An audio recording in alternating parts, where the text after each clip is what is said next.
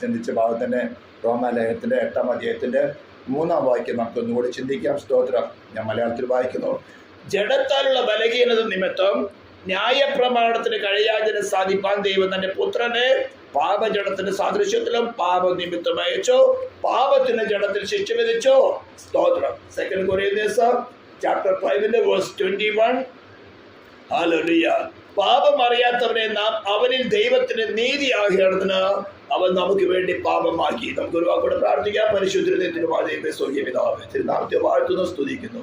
നിന്റെ ഏറിയ കൃപകൾക്കായി സ്തോത്രം ചെയ്യുന്ന കർത്താവ്, നിന്റെ സാന്നിധ്യം അത് കർത്താവ് ഉയരത്തിലുള്ള ശക്തി തന്നെ ഈ ശബ്ദം കേൾക്കുന്ന ഓരോ വ്യക്തികൾ വിശേഷ കർത്താവ് ഈ ഭാഗത്തിലേക്ക് മോടിയാരുടെ മേൽ വ്യാപരിച്ച് ഈ ദേശത്ത് ഉയർന്നിരിക്കുന്ന സകല ധർമ്മ പണ്ഡിതത്തിലും രാഷ്ട്രീയ മണ്ഡലത്തിലോ ഭരണകൂടത്തിന്റെ മണ്ഡലത്തിൽ ഉയർന്നിരിക്കുന്ന സകല ദുഷ്പ്രവർത്തികൾ ഉഴുതു പറയുമാറാകട്ടെ. നിന്റെ ജനത്തിനു വേണ്ടി ജാഗരിക്കുന്ന ഒരു ദൈവമുണ്ടെന്ന് അറിയത്തക്ക വേണം. നിന്റെ ജനത്തിനു വേണ്ടി ജാഗരിക്കുന്ന ഒരു ദൈവമുണ്ടെന്ന് അറിയത്തക്ക വേണം. ഭൂമിയും അതിന്റെ പൂർണ്ണതയും ഭൂമണ്ഡലം അതിന്റെ നിവാസികൾ യഹോവയ്ക്കുള്ളത്. സ്വർഗത്തിലും ഭൂമിയും സകല അധികാരമുള്ളവർ അമ്മേ സ്തോത്രം വ്യാകരിക്കുന്നവരെ തക്കവിടും. യഹോവയുടെ സിംഹാസനം സ്വർഗത്തിലേക്ക് സ്ഥിരമായിരിക്കുന്നു. അവന്റെ രാജ്യത്തെ സകലത്തെയും ഭരിക്കുന്നവരെ തക്കവിടും. ദുഷ്ടാത്മാവിന്റെ ആലോചനകളെ സകല ദുഷ്പ്രവർത്തികൾ ഞങ്ങൾ ഛേദിച്ച് കളഞ്ഞുകൊണ്ട് ജയമെടുക്കുകയാണ്. തിരുനാമത്തെ മഹത്വപ്പെടുത്തുന്നു യേശു ക്രിസ്തുവിന്റെ നാമത്തിൽ തന്നെ. സ്തോത്രം. വാക്യം വീണ്ടും വായിക്കുന്നു. ജഡത്താലുള്ള ബലഹീനത നിമിത്തം ന്യായപ്രമാണത്തിന് കഴിയാത്തതിന് സാധിപ്പാൻ ദൈവം തന്റെ പുത്രനെ പാപജഡത്തിന്റെ സാദൃശ്യത്തിലും പാപനിമിത്തവും അയച്ചു, പാപത്തിന് ജഡത്തിൽ ശിക്ഷ വിധിച്ചു. സ്തോത്രം. നമ്മൾ കഴിഞ്ഞ ദിവസം ചിന്തിച്ചതായിരുന്നു ജഡം എന്താണ്. സ്തോത്രം. The entire nature of human അല്ലെങ്കിൽ man without the holy spirit, ഇതാണ് ജഡം എന്ന് പറയുന്നത്. അപ്പോൾ നമുക്ക് വളരെ ഈസി ആയിട്ട് ഇതിനെ ഐഡന്റിഫൈ ചെയ്യാൻ സാധിക്കും. നമ്മളുള്ള പ്രവൃത്തിയിൽ കൂടെ വരുമ്പോൾ ഇത് ജഡത്തിന്റെ പ്രവൃത്തിയാണോ അല്ലയോ എന്നൊക്കെ നമുക്ക് വളരെ വ്യക്തമായിട്ട് അറിയാൻ സാധിക്കും. നമ്മള് ഗലത്തിലേഖനത്തിന് വലിയൊരു ലിസ്റ്റ് കൊടുത്തിട്ടുണ്ട്. ഇത് 10-17 കാര്യത്തിന്റെ ലിസ്റ്റ് കൊടുത്തിട്ടുണ്ട്. ദുശ്ചിന്ത, സൂയ, പക, പിണക്കം, ദുർമുഖം, വ്യഭിചാരം എന്ന് പറഞ്ഞുകൊണ്ട് അനേക പ്രവൃത്തികളിലൊക്കെ വളരെ ഉന്നതമായ ഫലങ്ങളാണ് ജഡത്തിന്റെ.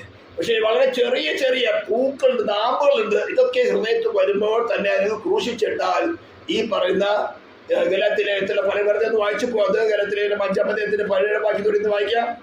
ഗലാത്യൻസ് chapter 5 മറ്റു വായിച്ചോളൂ.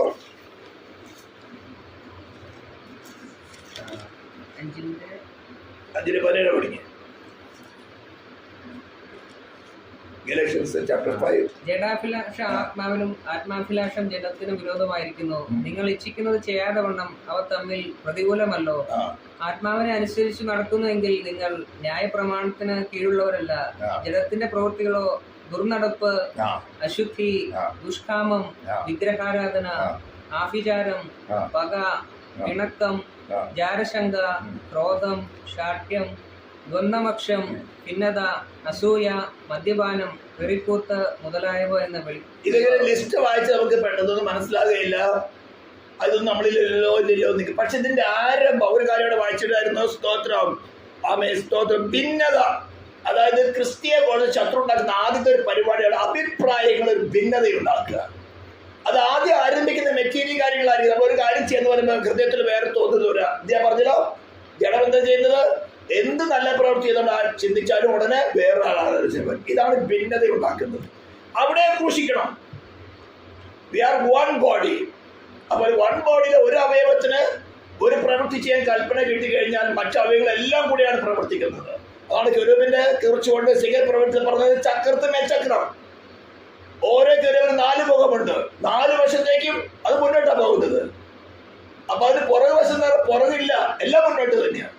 ലെഫ്റ്റിലേക്ക് പോയാലും എല്ലാം മുന്നോട്ടാണ് പോകുന്നത്, റൈറ്റിലേക്ക് പോയാലും എല്ലാം മുന്നോട്ടാണ് പോകുന്നത്, ഫോർവേഡ് പോയാലും എല്ലാം മുന്നോട്ടാണ് പോകുന്നത്. പുറകോട്ട് പറയുന്നില്ല, എല്ലാം ഫോർവേഡ്. കാരണം എന്താ? എല്ലാത്തിനും 4 മുഖമുണ്ട്. ഇതാണ് വിശ്വാസികളുടെ യാത്ര. അപ്പൊ ഒരു പ്രവർത്തനം ഇങ്ങനെ ചെയ്യാം, ഒരു കൂട്ടായ്മ ഇങ്ങനെ വെക്കാം, അല്ലെങ്കിൽ ഒരു കാര്യം ഇങ്ങനെ ചെയ്യാം, ഇങ്ങനെ പ്രാർത്ഥിക്കാം എന്ന് പറഞ്ഞാൽ അതിന്റെ വൺനെസ്.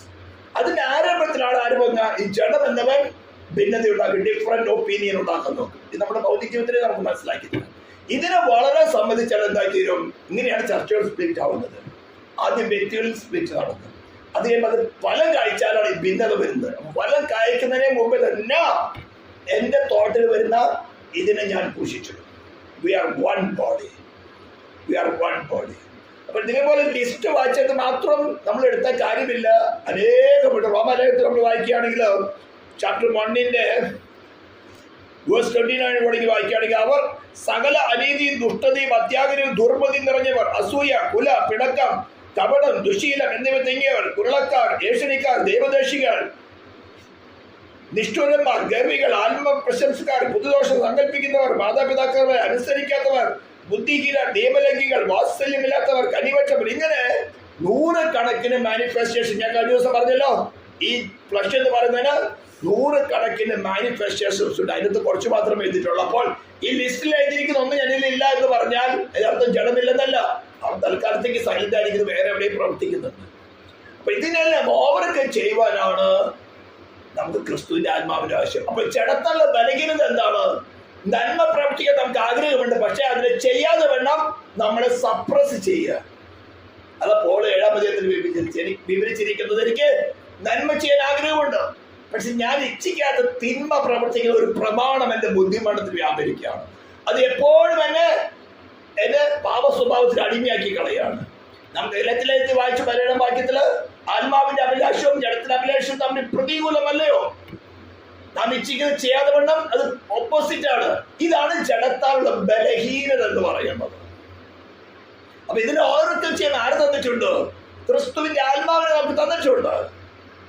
അപ്പൊ നമ്മുടെ പ്രവർത്തികൾ കൊണ്ട് കുറെ ദിവസം ഉപവസിച്ചു, കുറെ ദിവസം പ്രാർത്ഥിച്ചു, ഇതുകൊണ്ടല്ല ജയിക്കാൻ പറ്റുന്നത്. ക്രിസ്തുവിന്റെ ആത്മാവിനുമാണ്. അപ്പൊ ക്രിസ്തുവിന്റെ ആത്മാവിന് വസിക്കണമെങ്കിൽ ചിലപ്പോൾ ഉപവാസത്തിന് ആവശ്യമുണ്ടാകും, ചിലപ്പോൾ സമയം പ്രാർത്ഥിക്കേണ്ട ആവശ്യമുണ്ടാകും. ഇതൊക്കെ തന്നെ ദൈവത്തിന്റെ ആത്മാവ് നമ്മളെ കഴിയും. പക്ഷെ ആരാ ഓവർകം ചെയ്തത്? Christ himself. ഞാൻ തന്നെ വഴി, ഞാൻ തന്നെ സത്യം, ഞാൻ തന്നെ ജീവനമോ, ഞാൻ വാതിലാകുന്നു. ഇങ്ങനെ ഞാൻ എന്ന് ക്രിസ്തു പറഞ്ഞിട്ടുള്ളതൊക്കെ നമ്മൾ വസിച്ചുകൊണ്ട് അവനെ പ്രവർത്തിച്ച് ഏൽപ്പിച്ചു കൊടുക്കുകയാണെങ്കിൽ ഇതിനെ നമുക്ക് വളരെ ഈസി ആയിട്ട് ജയിക്കാൻ സാധിക്കും. അവിടെ ബുദ്ധിയുടെ പ്രമാണം. നമ്മൾ പാട്ടുപാടി, ആർക്കുമേമ സാധ്യമല്ലാത്ത ആത്മശക്തി. ദൈവത്തിന്റെ ആത്മാവ് പാട്ടുപാടാൻ പറഞ്ഞ് പാടി സ്തുതിക്കുക, സ്തോത്രം. ആരാധനയ്ക്ക് യോഗ്യനെന്ന് പാടി പറഞ്ഞ് സ്തുതിക്കുക, സ്തോത്രം. അതിമേ ചെയ്ത പ്രവൃത്തി വളരെ വലുതായിരിക്കും, നമ്മുടെ വിഷയമല്ല. യോശുവോട് പറഞ്ഞു 7 ദിവസം യെരിഹോ മതിലിൽ പെട്ടമെടുത്ത് ചുറ്റി നടത്ത, 7 ദിവസം വരെ കാള മുതരുത്. 7-ാമത്തെ ദിവസം 7 പ്രാവശ്യം ചുറ്റി കാള മുത യെരിഹോ മതിലിൽ വീഴും. ബുദ്ധിയുടെ പ്രമാണത്തിൽ ഓപ്പോസിറ്റ് ആണ്, പക്ഷെ അനുസരിച്ച് എന്ത് ചെയ്തു? അത് നടന്നു. ഇതാണ് നമ്മുടെ ജീവിതത്തിൽ നടക്കുന്നത്. അപ്പോൾ ജഡം എന്താണെന്നും ജഡത്താലുള്ള ബലഹീനത എന്താണെന്ന് മനസ്സിലായി. നമുക്ക് നന്മ ചെയ്യാൻ ആഗ്രഹമുണ്ട്. ഏതും തുടർന്ന് സ്വയമായിട്ട് സമ്പാദിച്ചതാണ്. ദൈവത്തെ കൂടാതെ നന്മ തിന്മകളെ അറിഞ്ഞുകൊണ്ട് ജീവിച്ച് ദൈവത്തെ പോലെയാകാം, സെൽഫ് എക്സിസ്റ്റഡ് ആകാം. ഇതായിരുന്നു മനുഷ്യനുള്ളിൽ ആഗ്രഹം എന്ന് പറയുന്നത്. അപ്പോൾ നമ്മുടെ ഉള്ളിൽ എപ്പോഴും ഒരുത്തം മറഞ്ഞിരിക്കുന്നുണ്ട്, ക്രിസ്തുവിനെ കൂടാതെ ഒറ്റയ്ക്ക് വാഴണം. നമ്മുടെ ഹ്യൂമൻ നേച്ചർ എന്ന് പറയുന്നത്, ദൈവത്തിന്റെ ആത്മാവിനെ കൂടാതെ നമ്മുടെ നേച്ചർ എന്ന് പറയുന്നത് എനിക്ക് ഒറ്റയ്ക്ക് വാഴണം, എനിക്ക് ഒറ്റയ്ക്ക്. ഇത് തന്നെ ചർച്ചിനകത്ത് വരാം. ഞാൻ ഒറ്റയ്ക്ക് പ്രാർത്ഥിച്ച് നടക്കും, ഞാൻ ഒറ്റയ്ക്ക് ചെയ്യാം, ഇതെല്ലാം സെൽഫിന്റെ ഡിസയേഴ്സ് ആണ്. ഞാൻ പറയുന്നത് നടന്നെടുക്കണം. ഇതൊക്കെ തന്നെ അതിന്റെ സ്വഭാവമാണ്. ക്രിസ്തുവിനെ കൂടാതെ വാഴുക എന്നുള്ളതാണ് നമ്മുടെ ഉള്ളിൽ മറഞ്ഞിരിക്കുന്ന ഹ്യൂമൻ നേച്ചർ. ഇതിനെ കളഞ്ഞിട്ടില്ല. ഇതിനെ ഓവർകം ചെയ്ത് ക്രിസ്തുവിനെ നമ്മുടെ ഹൃദയത്തിൽ സ്വീകരിക്കുകയാണ് വേണ്ടത്. നമ്മളുടെ ഫ്ലഷിനെ നീക്കി കളഞ്ഞിട്ടില്ല. ദൈവമക്കൾ ഏവരും മനസ്സിലാക്കിക്കളാം. ഏതൊരു വിശുദ്ധന്റെ ഉള്ളിലുമുണ്ട്, ഏതൊരു പാസ്റ്റിന്റെ ഉള്ളിലുമുണ്ട്, ഏതൊരു വലിയൊരു ഉള്ളിലുമുണ്ട്. അപ്പൊ ഇതിനെ ഓവർകം ചെയ്യണമെങ്കിൽ ക്രിസ്തുവിന്റെ ആത്മാവിൽ വസിച്ചേ മതിയാകുള്ളൂ. പിന്നെ ആദ്യ ഘടകമാണ് ജഡത്തിന്താണെന്ന് മനസ്സിലായി, ജഡത്തുള്ള ബലഹീനത എന്ന് മനസ്സിലായി. നമുക്ക് ഇച്ഛിക്കുന്ന നന്മ ചെയ്യാൻ സാധ്യമല്ലാത്തത് പ്രതികൂലമാണ്. അപ്പൊ അതിനെ ഓവർകം ചെയ്യാൻ ദൈവം എന്താ ചെയ്തത്? അതാണ് പറഞ്ഞിരിക്കുന്ന അടുത്ത കാര്യം. സ്തോത്രം. ന്യായപ്രമാണത്തിന് കഴിയാത്തതിന് സാധിപ്പാൻ ദൈവം തന്റെ പുത്രനെ പാപജഡത്തിന്റെ സാദൃശ്യത്തിലും പാപനിമിത്തം അയച്ചു. ഇത് നമ്മൾ വളരെ ഡീപ്പായിട്ട് പഠിക്കേണ്ട വിഷയമാണ്. ഫസ്റ്റ് നമ്മൾ ചിന്തിക്കേണ്ടത്, എന്തുകൊണ്ട് ദൈവത്തിന് തന്റെ പുത്രനെ പ്രായശ്ചിത്തമായി തരേണ്ട ആവശ്യകത വന്നു? ഇത് ശരിക്കും മനസ്സിലാക്കുമ്പോഴാണ് ദൈവത്തോട് നമുക്ക് സ്നേഹത്തോടെ അടുക്കാൻ പറ്റുള്ളൂ. ക്രിസ്തുവിനോട് നമുക്ക് വ്യക്തിപരമായിട്ട് ഒരു പേഴ്സണൽ അഫെക്ഷൻ, ഒരു പേഴ്സണൽ ലവ്, ഒരു പേഴ്സണൽ വൺനെസ്. ഏത് പ്രതികൂല സാഹചര്യത്തിലും ഞാൻ എന്റെ പ്രായശ്ചിത്തമായവനെ ഞാൻ തള്ളിക്കളയില്ല. ഇത്രയും വലിയവനായിരുന്നവൻ, ഈ സകല ഭൂചരത്തെ സകലത്തെ സൃഷ്ടിച്ചവൻ, ഈ ഗാലക്സിയെ നിയന്ത്രിക്കുന്നവൻ, ഇത്രയും വലിയ കാര്യം അതേ ദൈവത്തിന്റെ ദൂതന്മാർ തെറ്റ് ചെയ്തപ്പോൾ അവർ ശിക്ഷിക്കുകയാണ് ചെയ്തത്. അതേപോലെ തന്നെ മോറലേജനായിരിക്കുന്ന മനുഷ്യൻ തെറ്റ് ചെയ്തപ്പോൾ അവർ ശിക്ഷിക്കുകയല്ല ചെയ്തത്, അവര് പകരമായി അറ്റോൺമെന്റ് ആകുന്ന കാര്യം റിവീൽ ചെയ്യുകയാണ് ചെയ്തത്. അപ്പൊ എന്തുകൊണ്ടാണ്, ഇന്നലെ അല്പമായിട്ടൊരു ഹിന്ദി ഞാൻ തന്നിരുന്നു, എന്തുകൊണ്ടാണ് അറ്റോൺമെന്റിന്റെ ആവശ്യം വന്നത്? ദൈവത്തിനോട് ക്ഷമിക്കാൻ മേലായിരുന്നോ? ദൈവത്തോട് ആരും ചോദിച്ചു? അവരുടെ മനസ്സാക്ഷി ചോദിച്ചു. കാരണം ഡിവൈൻ ലോയാണ് ദൈവത്തെ ഭരിക്കുന്നത്, അവന്റെ ഹൃദയത്തിൽ എഴുതപ്പെട്ടിരിക്കുന്ന ലോ തന്നെയാണ്. അതേ ലോ തന്നെയാണ് മോറൽ ഏജന്റുമാരായിരിക്കും നമ്മുടെ ഹൃദയത്തിൽ തന്നിരുന്നത്. പക്ഷെ ഏത് തോട്ടത്തിൽ എന്ത് ചെയ്തു? അതിനെ ലംഘിച്ചു.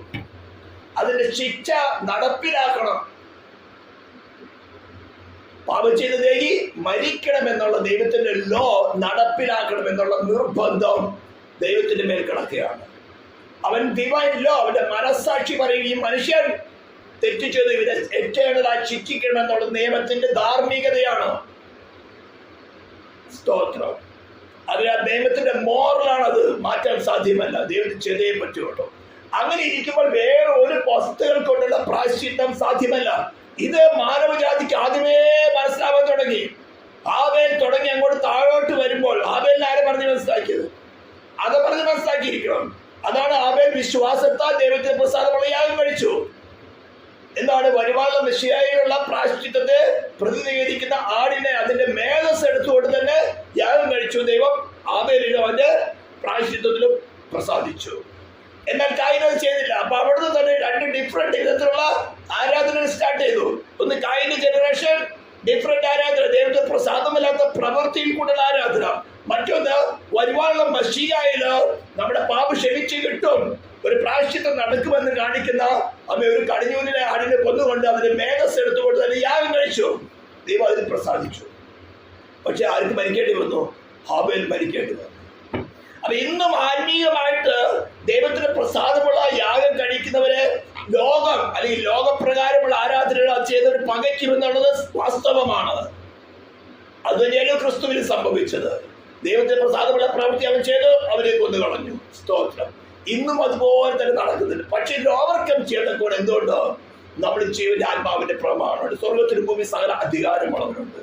അപ്പൊ നമ്മൾ അവിടുന്ന് ഓരോ സ്റ്റെപ്പിലും ചിന്തിച്ച് വരുമ്പോൾ പ്രായശ്ചിത്തം എന്നുള്ളത് ദൈവത്തെ പ്രസാദമുള്ള ഒരു പ്രായശ്ചിത്തത്തിന്റെ ഒരു ക്രോണോളജി നമുക്ക് കാണാം. എന്നാൽ അതേ സമയത്ത് മൾട്ടിപ്പിൾ ആയിരിക്കുന്ന ദൈവത്തിന്റെ പ്രസാദമില്ലാത്ത യാഗങ്ങളുടെ, പ്രസാദമില്ലാത്ത പ്രായശ്ചിത്തങ്ങളുടെ ക്രോണോളജി വേണ്ടത്തിന് കാണാം. കോഴിയെ യാഗം കഴിക്കുന്നു, ആടിനെ യാഗം കഴിക്കുന്നു, മൃഗങ്ങളെ യാഗം കഴിക്കുന്നു, മനുഷ്യനെ പോലും യാഗം കഴിക്കുന്നത് നമുക്ക് ഹിസ്റ്ററി നോക്കിയാൽ കാണാൻ സാധിക്കും. അതെന്താ? എല്ലാം മനുഷ്യൻ ബുദ്ധി കൊണ്ട് ചിന്തിച്ച് കണ്ടുപിടിച്ചു. എന്നാൽ ദൈവത്തിന്റെ ആത്മാവിനാൽ, ദൈവത്തിന് ഇതപ്രകാരമുള്ള ജീനിയോളജി ആബേലിൽ കൂടെ നോക്കുമ്പോൾ നമുക്ക് ദൈവത്തിന് പ്രസാദമുള്ള ഒരു യാഗത്തിന്റെ ഒരു ക്രോണോളജി കാണാൻ സാധിക്കും. അത് ക്രിസ്തുവിൽ നിവർത്തിപ്പിക്കപ്പെടുകയും ചെയ്തു. അവർ മരിച്ചവിടെ എഴുതി ഉയർത്തെഴുന്നേൽപ്പിച്ചുകൊണ്ട് ദൈവം അത് എസ്റ്റാബ്ലിഷ് ചെയ്തു. ഇവനെ എന്റെ പ്രിയപുത്രൻ, ഇവന് ഞാൻ പ്രസാദിച്ചിരിക്കുന്നു. അത് ആത്മാവിൽ വരുമ്പോഴും നമ്മുടെ ഹൃദയത്തിൽ ക്രിസ്തുവിനെ കേന്ദ്രീകരിച്ചുള്ള ആരാധന ആയിരിക്കണം. അതിനാണ് നമ്മൾ ടാബർനാക്കിലും കാര്യങ്ങളൊക്കെ പഠിച്ചുകൊണ്ട് വരുന്നത്. നമ്മുടെ ആരാധനയ്ക്ക് യോഗ്യൻ ആരാണോ? ക്രിസ്തു മാത്രമേ ഉള്ളൂ, മറ്റൊരുത്തനുമില്ല, വേറൊരു മധ്യസ്ഥനുമില്ല. ഒരു മധ്യസ്ഥനും യോഗ്യനല്ല. എന്തുകൊണ്ടാണ്? അവരാർക്കും അറ്റോൺമെന്റ് ആവാൻ സാധ്യമല്ല. അപ്പോൾ ദൈവത്തിന് മനുഷ്യനോട് ക്ഷമിക്കണമെങ്കിൽ, അല്ലെങ്കിൽ ദൈവം തന്റെ പുത്രനെ പാപജടത്തിന്റെ സാദൃശ്യത്തിന് പാപനിമിത്തം അടിക്കേണ്ടി വന്നതിന്റെ കാരണം എന്താ? മറ്റൊരു വിധത്തിലും ദൈവിക ഭരണകൂടം മാനവജാതിയുടെ മേൽ വിധിച്ച ശിക്ഷയെ ഇളവ് ചെയ്യുവാനോ മാറ്റി കളയുവാനോ ദൈവത്തിന് സാധ്യമല്ല. പാപം ചെയ്ത് ദേഹി മരിക്കണം. അങ്ങനെയാകുമ്പോൾ മറ്റൊരു വിധത്തിലുള്ള അറ്റോൺമെന്റ് കൊണ്ടും അത് സാധ്യമല്ല. പാപം ഇല്ലാത്ത, ഊനമില്ലാത്ത ഒരു ആട് തന്നെ യാഗമായി തീരണം. അതുകൊണ്ടാണ് യേശുവിനെ നോക്കിക്കൊണ്ട് യോഗൻ പറഞ്ഞത്, ഇതാ ലോകത്തിന്റെ പാപങ്ങൾ ചുമക്കുന്ന ദൈവത്തിന്റെ കുഞ്ഞാട്. അവിടെ വെച്ച് വാക്ക് ദൈവത്തിന്റെ കുഞ്ഞാട് എന്ന വാക്കാണ് ഉപയോഗിച്ചിരിക്കുന്നത്. അതിനെ പ്രതിനിധീകരിക്കുന്ന യാഗം ഇസ്രായേൽ ദേശത്ത് ഇസ്രായേൽ പുറപ്പെടുവിച്ചു കൊണ്ടുവരുമ്പോൾ ചോരത്തളി അംഗീകരിച്ചു, ദൈവം അംഗീകരിച്ചു. സംഹാരം ഇസ്രായേൽ ജനത്തെ തൊട്ടില്ല. എവിടെയെല്ലാം ചോരത്തളി ഉണ്ടോ അവിടെയെങ്കിലും സംഹാരം തൊട്ടില്ല. കാരണം എന്താ? ആ നിയമത്തിന് സാറ്റിസ്ഫാക്ഷൻ വരുത്തിയ രക്തത്തിന്റെ അടയാളമാണ് അവിടെ. അതേ രക്തത്തിന്റെ ഒറിജിനലാണ് യേശുവിന്റെ രക്തം നമ്മുടെ പ്രാണമേ തെളിക്കപ്പെട്ടിരിക്കുന്നത്. ക്രിസ്തുവിൽ വിശ്വസിച്ച് ആശ്രയിച്ചു വരുന്ന ഏതൊരു വ്യക്തിയും പ്രാണന്മേലും ആത്മാവിനും ശരീരത്തിന്മേലും തെളിക്കപ്പെട്ടിരിക്കുന്ന രക്തം നിയമനീതിക്ക് പൂർണ്ണ തൃപ്തി വരുത്തിയ ഒറിജിനൽ ബ്ലഡ് ആയിരിക്കുന്ന ക്രിസ്തുവിന്റെ രക്തമാണ്. അപ്പൊ ദൈവനീതിക്ക് തൃപ്തി വരുത്തണമെങ്കിൽ ഒരു മൃഗങ്ങളുടെ യാഗം കൊണ്ടോ മറ്റൊന്നുകൊണ്ട് സാധ്യമല്ല. അതുകൊണ്ട് തന്നെയാണല്ലോ ആബേൽ തുടങ്ങി ആബേൽ കർത്താവിനോട് കൂടെ ക്രൂശിക്കപ്പെട്ട കള്ളൻ ഇന്ന് രാത്രി നീ എന്നോട് കൂടെ പർദീസിലായിരിക്കുന്നു പറഞ്ഞ കള്ളം വരെയുള്ളവരുടെ ആത്മാക്കള് അബ്രാഹാമിന്റെ പടിയിലായിരിക്കുന്നത്. ആക്ച്വലായിട്ടുള്ള അച്ചോൺമെന്റ് നടന്നില്ല. പക്ഷെ ആക്ച്വലായിട്ട് അച്ചോൺമെന്റ് നടന്നതിന് ശേഷം യേശു ആത്മാവിൽ കടന്നു ചെന്ന് അവരെല്ലാം റിഡീം ചെയ്തു. അപ്പോൾ വലിയ വിലയുള്ളതാണ് യേശുവിന്റെ അറ്റോൺമെന്റ് എന്ന് പറയുന്നത്. അപ്പൊ ന്യായപ്രമാണത്താൽ കഴിയാതെ സാധിപ്പാൻ കാരണം എന്താ? ജഡത്തിന്റെ സ്വഭാവം എന്താണ്? പാപത്തിന്റെയും മരണത്തിന്റെയും പ്രമാണം. ഇതിന് വേറൊരു സൊല്യൂഷനുമില്ല. ഇതാണ് നാം ജാതികളോട് പറയേണ്ട സുവിശേഷം. നിങ്ങളുടെ പാപം എന്ന് പറഞ്ഞ നിങ്ങളോ വിഗ്രഹാരാധികളോ മറ്റുള്ള ഇതൊക്കെ നിങ്ങളിൽ വസിക്കുന്നതായ പാപത്തിന്റെ മാനിഫെസ്റ്റേഷനാണ്. ചിലർ മദ്യപിക്കുന്നു, ചിലർ വിചാര പ്രവൃത്തി ചെയ്യുന്നു, വിഗ്രഹാരാധന ചെയ്യുന്നു, ചിലർ നോമ്പ് നോക്കുന്നു, ചിലർ പല പല പല മാനിഫെസ്റ്റേഷൻസ് ചെയ്യുന്നു. അതിന് കുറച്ചൊക്കെ ഇവിടെ പറഞ്ഞോളൂ, ചെറിയ ലിസ്റ്റുകളൊക്കെ ഇവിടെ പറഞ്ഞിട്ടുള്ളൂ. ഇതിന്റെ മാനിഫെസ്റ്റേഷൻ പുതിയ പുതിയ പുതിയ പുതിയ മാനിഫെസ്റ്റേഷൻ വരും. ഹല്ലേലൂയ. അപ്പൊ ഇതെല്ലാം എഴുതി കഴിഞ്ഞ പുസ്തകങ്ങൾ തന്നെ അനേക പുസ്തകങ്ങൾ എഴുതേണ്ടി വരും. അപ്പോൾ എന്തുകൊണ്ടാണ് ദൈവത്തിന് തന്റെ പുത്രനെ പാപജടത്തിന്റെ സാദൃശ്യത്തിന് പാപനിമിത്തം അയക്കേണ്ടി വന്നത്? ഒരു അറ്റോൺമെന്റ് കൂടാതെ, ദൈവിക ഭരണകൂടത്തിന് സാറ്റിസ്ഫൈഡ് ആകുന്ന ഒരു അറ്റോൺമെന്റ് കൂടാതെ ദൈവത്തിന് മാനവജാതിന് ഒരു വ്യക്തിയോട് ക്ഷമിക്കുവാൻ സാധ്യമല്ല. സാധ്യമല്ല, അന്നും ഇന്നും എന്നും സാധ്യമല്ല. സ്തോത്രം. എന്നിട്ട് ചെയ്തതാണ്? പാപത്തിന് ജഡത്തിൽ ശിക്ഷ വിധിച്ചു. അപ്പൊ അവിടെ ജഡം എന്ന് പറഞ്ഞിരിക്കുന്നത് ക്രിസ്തു ജഡമുണ്ടെന്നാണോ? അതുകൊണ്ടാണ് ജഡം എന്ന വാക്ക് പലയിടത്തും ഉപയോഗിക്കുന്നത് ഞാൻ വിവരിച്ചു പറഞ്ഞത്. ചിലയിടത്ത് ശരീരം എന്ന് പറഞ്ഞിട്ടുണ്ട്. അപ്പോൾ പാപത്തിന് ജഡത്തിൽ ശിക്ഷ വിധിച്ചു എന്ന് പറഞ്ഞാൽ ക്രിസ്തുവിന്റെ ശരീരത്തില് ശിക്ഷ വിധിച്ചു. മാനവജാതിയുടെ മേൽ മരണം എന്ന ശിക്ഷ ആരുടെ മേൽ വിധിച്ചു? ക്രിസ്തുവിന്റെ ശരീരത്തിന് മേൽ വിധിച്ചു. അതാണ് നമ്മുടെ യെശയ്യാപ്രവചനം 53-ാം അധ്യായം സ്ഥിരമായിട്ട് വായിക്കുന്നത്. കർത്തനേശ്വരത്തെ നമ്മൾ വായിക്കുന്നത്. സ്തോത്രം. അവരെ തകർത്ത് കളയുവാൻ യഹോവയ്ക്ക് പ്രസാദം തോന്നി. സ്തോത്രം. അവനിൽ ഒരു ഊനമില്ലാതിരുന്നിട്ടും അവരെ തകർത്ത് കളയുവാൻ യഹോവയ്ക്ക് പ്രസാദം തോന്നി. ഹല്ലേലൂയ. നമ്മൾ ആ ഭാഗം അല്പടുത്ത് വായിക്കാം. സ്തോത്രം. യെശയ്യാപ്രവചനം 53-ാം അധ്യായത്തിന്റെ അവസാന ഭാഗങ്ങൾ മാത്രം വായിക്കുന്നുള്ളൂ.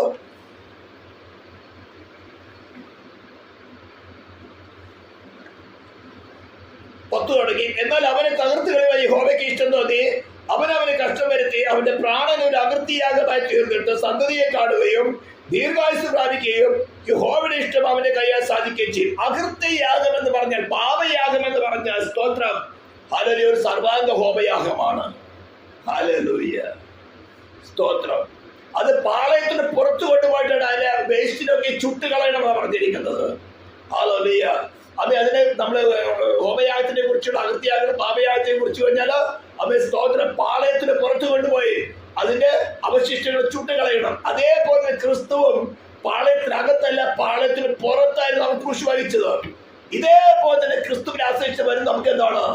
ഈ ലോകത്തിന് സുഖ സൗകര്യങ്ങളല്ല, വിശ്വാസ ജീവിതമല്ല, പാളയത്തിന് പുറത്ത് എന്ന് പറഞ്ഞാൽ ലോകത്തിൽ തന്നെ നാം ആയിരിക്കുമ്പോൾ ലോക സൗകര്യങ്ങളിൽ നിന്ന്, ലോക സുഖ എന്നാൽ നമുക്ക് നല്ല വീട് വേണ്ട, നല്ല കാർ വേണ്ട, നല്ല കാര്യം വേണ്ടതല്ല. അവർ dependence on not on that. We rely on Christ. We rely on Christ. നമുക്ക് എത്ര സമ്പത്തുള്ളവരും ക്രിസ്തുവിനെ ഫോളോ ചെയ്യാം. ഇതൊരു തടസ്സമല്ല, ഒരു ഹിൻഡ്രൻസ് അല്ല. സ്തോത്രം. എന്നാൽ ദരിദ്രരായി തീർന്നുകൊണ്ട് ദരിദ്രൻ എല്ലാ വിശ്വാസികളാണെന്നുണ്ടോ? അവിടെ ആശ്രയം എവിടെ ഇരിക്കുന്നോ അതാണ് അവിടെ നമ്മുടെ ഹൃദയം ഇരിക്കുന്നത്. നമ്മുടെ ആശ്രയം എവിടെയാ? ഉയർത്തെഴുന്നേറ്റവനെ വേറൊരുവനാണ് നമ്മുടെ ഹൃദയത്തിൽ കൊടുത്തിരിക്കുന്നത്. സ്തോത്രം. അപ്പോൾ പാളയത്തിന് പുറത്ത് ക്രിസ്തു കഷ്ടം സഹിച്ചതുപോലെ നാമും അവരോട് കൂടെ ക്രൂശ് എടുത്തുകൊണ്ട് പറഞ്ഞിരിക്കുന്ന ഒരു അകൃത്യയാഗമായി തീർന്നിട്ട് അവൻ സന്തതിയെ കാണുന്നത് പോലെ ആ സന്തതികളാണ് വിശ്വാസത്തിൽ കൂടെ ക്രിസ്തുവിന്റെ കർത്താവിന്റെ കൃപയാല അവരോട് കൂടെ ഒന്നായി ചേർന്നിരിക്കുന്ന. അതിന് കാരണമായിട്ടുള്ള കർത്താവിന്റെ ആ കഷ്ടപ്പാടിന്റെ ഓർമ്മയാണ് കർത്തൃമേശയായിട്ട് നമ്മൾ കാണുന്നത്. അതാണ് മിക്കവാറും കർത്തൃമേശയ്ക്കൊക്കെ നമ്മൾ സ്ഥിരമായിട്ട് വായിക്കാനില്ലെങ്കിൽ തന്നെ 53-ാം യെശയ്യാവ് എടുത്ത് വായിക്കുന്നത്. അവരെ തകർത്തുകളെ യഹോവയ്ക്ക് പ്രസാദം തോന്നി. അവന്റെ പ്രാണൻ ഒരു അകൃത്യയാഗമായി തീർന്നു. പാളയത്തിന് പുറത്ത് ഗോൽഗൊഥായിൽ പോയിട്ട് സ്തോത്രം ഒരു അകൃത്യയാഗമായി തീർന്നു. ഹല്ലേലൂയ. സ്തോത്രം. അപ്പോൾ ജഡത്താലുള്ള ബലഹീനത നിമിത്തം ന്യായപ്രമാണത്തിൽ കഴിയാതെ സാധിപ്പാൽ ദൈവം തന്റെ പുത്രനെ പാപജടത്തിന്റെ സാദൃശ്യത്തിന് പാപനിമിത്തം അയച്ചു. അപ്പോൾ ഇന്ന് നാം ചിന്തിച്ചത് എന്താണ്? എന്തുകൊണ്ട് ദൈവത്തിന് തന്റെ പുത്രനെ പാപജടത്തിന്റെ സാദൃശ്യത്തിന് പാപനിമിത്തം അയക്കേണ്ടി വന്നു? ഇത്രയും കരുണ സമ്പന്നായിരിക്കുന്ന ദൈവത്തിനോ ദൈവനീതിയുടെ ദൈവ നിയമത്തിന്റെ ഡിമാൻഡ്സിനെ മാറ്റാൻ സാധ്യമല്ല. ദൈവവചനത്തിന്റെ സ്പിരിച്വൽ മീനിങ്ങിനെ മാറ്റാൻ സാധ്യമല്ല. പാപം ചെയ്ത് ദൈവം ശിക്ഷിക്കപ്പെടണം. അതിന് പ്രാശ്ചിതം കൊടുത്തേ മതിയാകുള്ളൂ. ഭൂമിയിലെ ഒരു വസ്തുക്കൾ കൊണ്ട് ഒരു പ്രവൃത്തി കൊണ്ടുള്ള പ്രാശ്ചിതം സ്വീകാര്യമല്ല. അതുകൊണ്ട് തന്നെ നിയമദാതാവായവൻ, ദൈവമായിരുന്നവൻ, ആദിയിൽ വചനമായിരുന്നവൻ, അനാദിയ ശാശ്വതമായ ദൈവമായവൻ തന്നെ അവൻ മനുഷ്യനായിട്ട് അവതരിച്ച്, മനുഷ്യനെ പോലെ ശരീര പ്രാണൻ ആത്മാവുള്ളവനായിട്ട് അവതരിച്ചുകൊണ്ട് അവന്റെ ശരീരം കുശിൽ കിടക്കുമ്പോൾ അവന്റെ പ്രാണനും ആത്മാവും പാതാളത്തിൽ പോയി നമുക്ക് കഷ്ടം അനുഭവിച്ചു. ഇതാണ് നമുക്ക് നമ്മുടെ വിശ്വാസത്തിന്റെ അടിസ്ഥാനം കിടക്കുന്നത്. ദൈവം കർത്താവ് നമ്മളെ സഹായിക്കട്ടെ. അതിന്റെ